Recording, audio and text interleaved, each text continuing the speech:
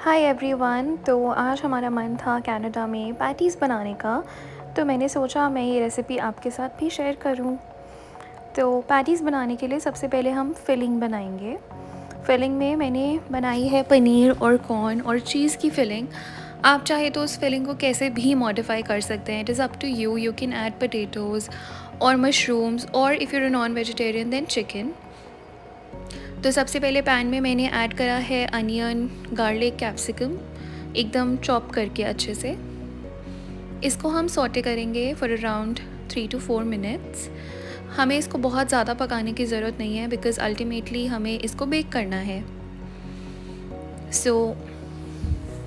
इधर मैं स्ट्रगल कर रही हूँ सारा निकालने के लिए because of course I am not a pro. मुझे उतने अच्छे से आता नहीं है करना, तो इतनी जल्दी मैं ये सब कर रही हूँ। और ये मैं हमेशा अटक जाती हूँ चॉपर से वेजिटेबल्स निकालने में। फाइनली सारा सामान निकल चुका है and now I am back to cooking. अब हम इसको अच्छे से सॉटे करेंगे फॉर अराउंड 3 to 4 मिनट्स।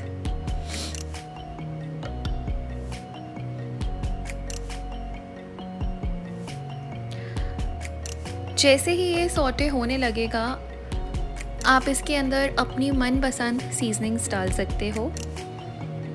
आप इसमें कुछ भी फिलिंग ऐड कर सकते हो। Like I said, it is your choice, whatever you want to add you can do so. Canada में रहते रहते इतना इंडियन फूड की क्रेविंग होती है एंड रिसेंटली मैंने डिस्कवर किया दैट पैटीज़ बनाना एक ऑप्शन है। तो मैंने आई just wanted to share it with everyone, the recipe I followed, and trust me, the patties were so crunchy and so flaky कि एकदम ऐसे लगा जैसे आप दिल्ली में बैठ के पैटीज़ खा रहे हो। अभी मैं इसमें डालने वाली हूँ सीजनिंग्स। इसमें मैं थोड़ा नमक डालूँगी,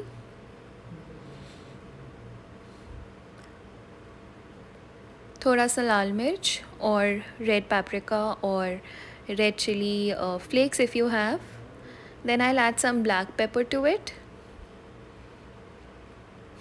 उसके बाद मैं इसमें पिज़्ज़ा सीजनिंग्स डालूँगी, इटालियन हर्ब्स, बिकॉज़ मैं पनीर और कॉर्न डालने वाली हूँ। So I am gonna make it that veg. मैं इसको इंडियन टेस्ट नहीं दे रही हूँ। मैं फिलिंग को इटालियन टेस्ट दे रही हूँ। And to enhance the flavour I will add 2 spoons of red pasta sauce. This sauce is easily available. India में भी बहुत सारी रेड सॉसेस मिलती हैं और ये वाली कनाडा में मिलती है, क्लासिको की, which is very good in taste.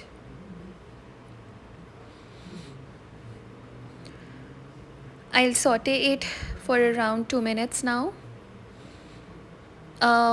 I usually add sauce while I saute the vegetables because I like to cook it for good amount of time because मुझे वो कच्चापन नहीं पसंद आता है।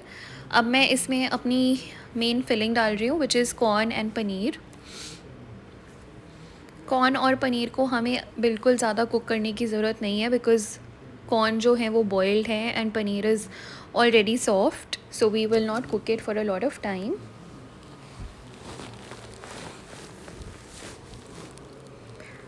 एक जो इम्पॉर्टेंट चीज़ है वो ये है कि हमें इसको थोड़ा सा मैश करना है बिकॉज़ अगेन अगर हमें उसको फिल करना है तो पनीर के चंक्स नहीं रहने चाहिए। So I use a masher, potato masher to mash it. मैंने बहुत ज़्यादा कोशिश करी कि मैं उसको अच्छे से मैश करूं, बट मुझसे थोड़ा ही मैश हो पाया। So I had to take help of my husband क्योंकि वो इन सब कामों में बहुत प्रो हैं। He loves to do these things, mashing and everything. तो हम इसको अब मैश करेंगे। कॉर्न्स को आप ना भी मैश करो अच्छे से तो चलेगा, बट पनीर के चंक्स नहीं रहने चाहिए बिकॉज़ समटाइम्स वो जो पेस्ट्री पफ्स की शीट्स होती हैं उसको वो थोड़ा सा छेद कर सकते हैं उसके अंदर, तो वो फूलेगा नहीं ढंग से।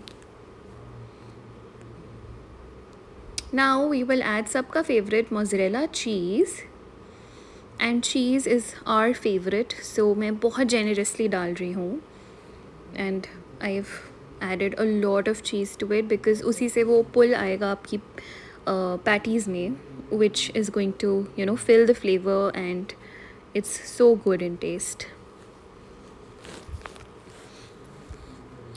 After adding cheese, you mix it again ताकि चीज़ पूरा यूनिफॉर्मली स्प्रेड हो जाए मिक्सचर में.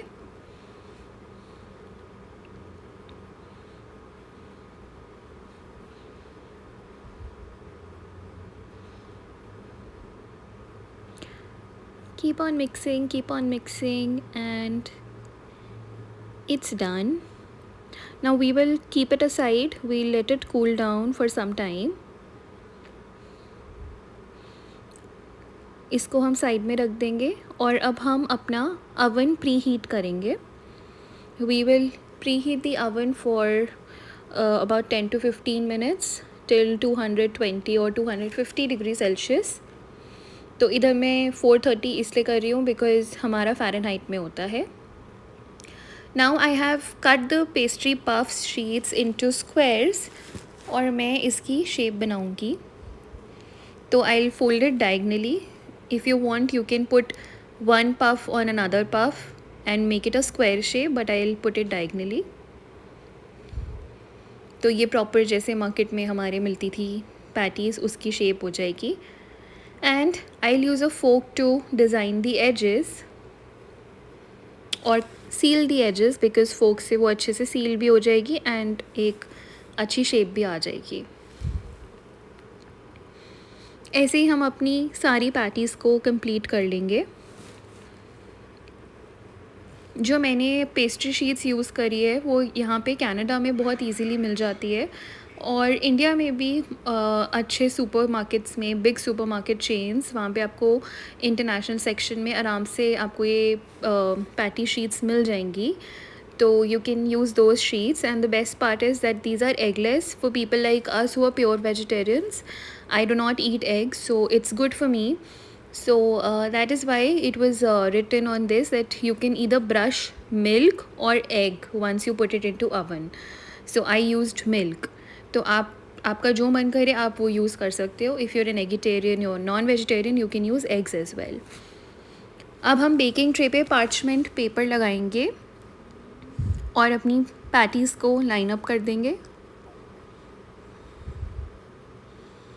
मेरा ऑयलिंग ब्रश कहीं खो गया था तो I used my hands and I think hands are the best. So मैंने अपने हैंड्स यूज़ करा है to brush milk all over. हल्का हल्का सा मैं उसके ऊपर डैप कर रही हूँ. So you can also do that. If you want you can use butter. If you want you can use egg wash कर दो. मैंने मिल्क वॉश करा है. It's up to you, whatever you like. So our tray is ready, and now we are gonna put it into oven for around 15 to 20 minutes. I have put it in middle rack because ऊपर वाली rack में थोड़ा ज़्यादा हो जाता है कभी कभी. So I've put it into this one. Enjoy guys. Thank you so much.